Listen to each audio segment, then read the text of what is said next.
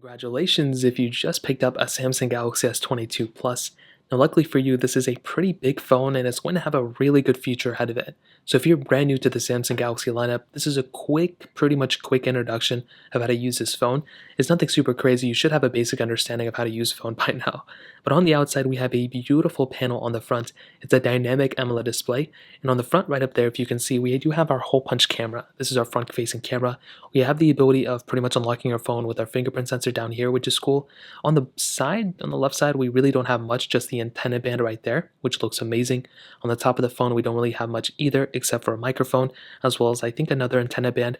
On the right side of this phone, this is where pretty much all of our buttons are. So we have the power button right here, which allows us to quickly unlock and lock our phone, as well as to power on our phone if it's powered off. We have the volume down and volume up button too, which allow us to, increase and decrease the volume, as well as screenshot and different things like that. Now on the bottom of our phone, this is where things get a little bit more interesting. We have our USB Type-C port, which allows us to charge our phone. We have our speaker grill, as well as an antenna band, and we have a microphone.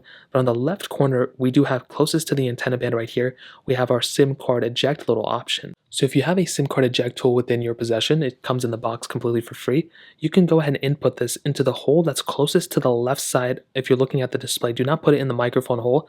You need to put it right into that little hole right here. So go ahead and just slide it in. And once you go ahead and do that, you can go and click it out, and you will see that you can go ahead and click this out, and you can go ahead and put in your SIM card right here. So that's pretty much the basic way of getting started. Once you go ahead and put your SIM card right in that spot, you can go and slide it in, and you are pretty much good to go. Now you can go ahead and sometimes they'll tell you check your SIM tray or whatever. Now the first time you boot up your phone, it may actually tell you to go ahead and go through the process of, going through your phone and, adding an account and all that stuff.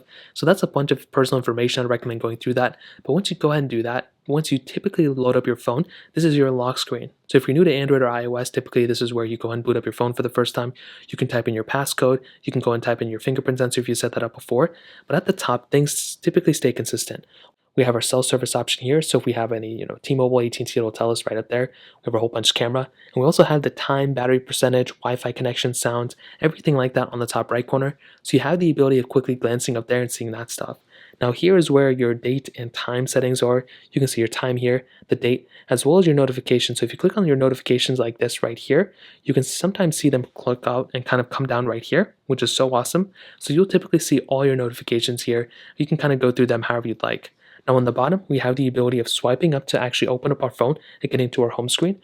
We also have the ability of double tapping our phone to actually turn it on. We have the ability of double tapping to turn it off as well. So if you don't want to click the power button every single time, you can just double tap the display and get there. We also have quick toggles down here that we can configure. If you swipe to the right, you can get into your phone calls, and you can quickly phone call somebody if you like to. You can see your recents and your contacts here. If we click home again, the other side will quickly allow us to get into our camera, and this is where you can go and take a photo if you want to, and the whole entire camera app has a ton of capability within it as well. If you go and click the home button, you'll pretty much come back home, and this is your home screen. This is where pretty much wherever you are inside of, wherever you are in your Samsung Galaxy S22 Plus experience, you will pretty much come home if you ever click the home button. Now this nav bar button at the bottom will pretty much always stay consistent, but you can also swap them out for gestures. So if you click the home button, let's say you're in an application, if you click the home button, it'll go ahead and take you home. If you want to see all your recent applications, this is your recents panel. So you can click your recents panel and you will see all your other applications here. You can search for different things on your phone here. You will also see your most used applications here, and you can close out of all your applications by clicking there. Now you can also click the back button. So let's say you're at the little Play Store and you click on an app and you want to go back to the previous panel. But you can click the back arrow here. But you can also click the back button and it'll take you in the same exact spot. Now, if we click the home button, sometimes people want to go ahead and actually have that gesture-based design instead. So if we go ahead and actually swipe up, we will basically be able to get into our app drawer. So this is where all of our applications will reside. We also have a search button up here if you want to search for an application. Now, let's say we want to get into our settings app. Well, we can go ahead and click on the settings app right here, and we will come into settings. Now, there's a lot of information here. And if I were to spend just, 35 hours talking about the, settings, I would do it. But to give you a quick rundown, we have our connections here. You have the search bar right there, so you can always search for different information within your little panel here, which is really, really important. Not everyone wants to go ahead and search through the whole entire settings panel to see all your information. So you can just click that search bar and you can search for whatever you want to. So connections allows you to connect to Wi-Fi, Bluetooth, all that good stuff, sounds and vibration and notification settings. But right here under display, if we go and click on display, you'll go ahead and see a couple of different options. You'll have the ability of turning on light mode or dark mode. You'll have the ability of changing your brightness here, which you can change it in a different way. We get into it in a second. But what we want to do is we want to scroll down, and right here under navigation bar, we can go and click on nav bar, and we can go ahead and instead of buttons, we can click on swipe gestures. And this actually allows you to, instead of using those navigation bar buttons, you can use the swipe gestures. It's the same exact process. So you'll see this little bar at the bottom. You can go ahead and drag it. And to go home, we pretty much drag it out of the way like this. Sometimes there's some glitches. It's a brand new phone. And if you ever are in an application, you can go and swipe up and it'll take you home. Now, if you want to get into your recents panel that we talked about before, to do this, all you want to do is wherever you are on the panel, you want to go ahead and swipe it and kind of drag it to the side. So instead of, going like that, you want to drag it to the side like this, and it'll take you to your, recents panel. So it takes you in the same spot. You can go and see through all your applications. To go back, you can go back here.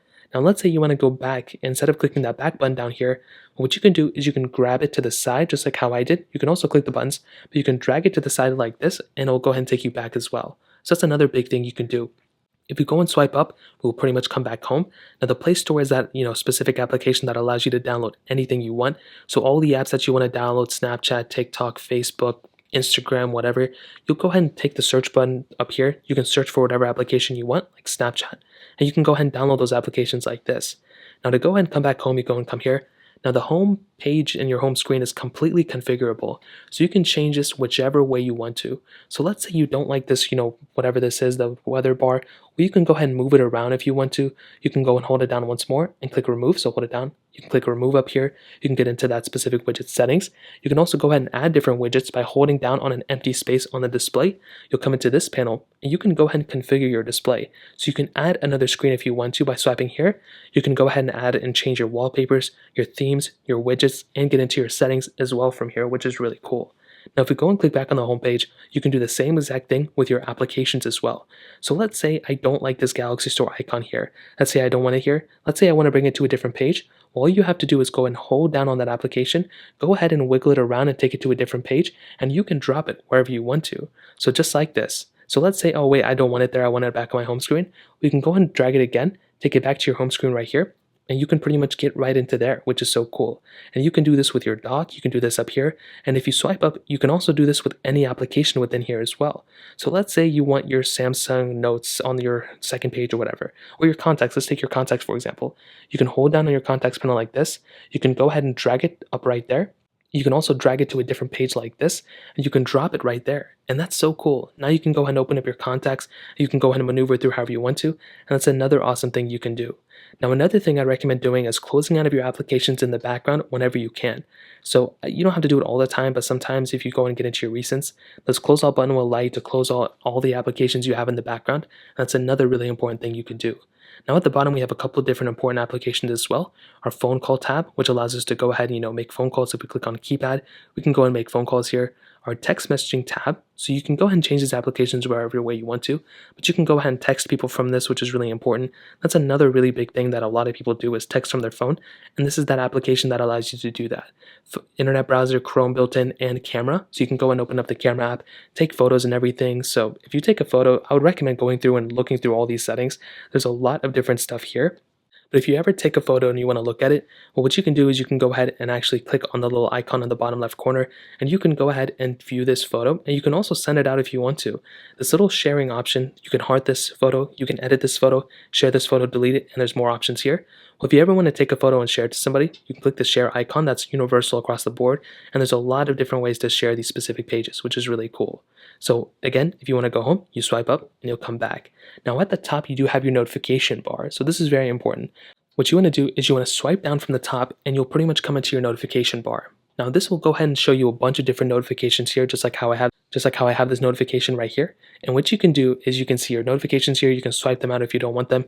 You have your device control media output as well. But what you also have is your toggles up here.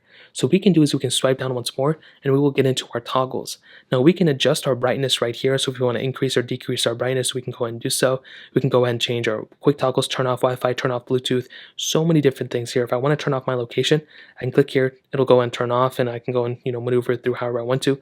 I can also swipe down from here, swipe down again, and get straight into that panel as well.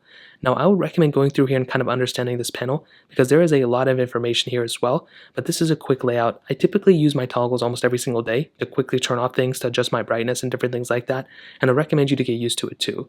Now, like I mentioned, if you're ever searching for a specific thing within your specific phone, applications, files, whatever, you can go ahead and click the search bar up here, and you can go ahead and search for those things within here. So this will give you a great breakdown of basically everything that's within your phone, and you can go ahead and search for really whatever you want to, and it tells you exactly here whatever you can search for, and that's really cool.